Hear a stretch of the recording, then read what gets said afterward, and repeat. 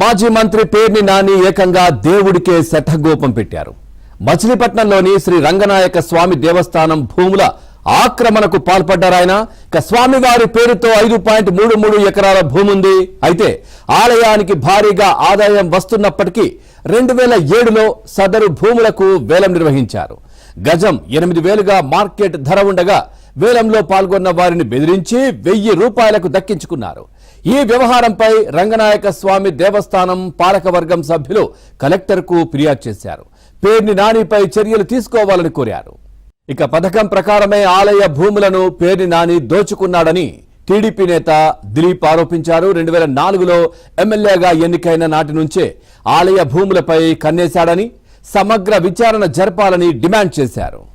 ఒక పథకం ప్రకారం పేర్ని నాని గారు రంగనాయక స్వామి గుడి భూములు ఏ రకంగా కొట్టేయాలో పథకం ప్రకారం చేశారు. రంగనాయక స్వామి గుడికి ఎటువంటి దోపుతాప నైవేద్యాలకి ఇబ్బంది లేకపోయినా కూడా ఆయన భూములు యాక్షన్ పెట్టించాడు. యాక్షన్ పెట్టించి అందులో హెచ్డీ లైన్స్ ఉన్నాయి. ఆ హెచ్డీ లైన్స్ ఎప్పటికీ ఖాళీ చేయరు కాబట్టి ఎవరు కూడా పాటదారులు ముందుకు రాకపోయినా కూడా ఆ హెచ్డీ లైన్స్ ఆయన ఎటువంటి రూపాయి చెల్లించకుండా ప్రభుత్వం ధరంతో హెచ్డీ లైన్స్ మార్పించాడు. అలాగే ఆ భూముల్ని ఆయనే కొన్నాడు.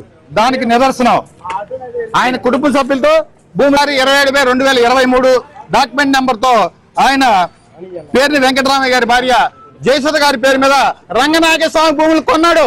నిదర్శనం ఈ డాక్యుమెంట్. నెక్స్ట్ వాళ్ళ మాంగారి పేరు మీద 26/28/2023 డాక్యుమెంట్ తో వాళ్ళ మామగారు పట్ట రామచంద్ర గారి పేరు మీద రంగనాయక స్వామి భూములు కొన్నాడు. ఇదిగోండి డాక్యుమెంట్.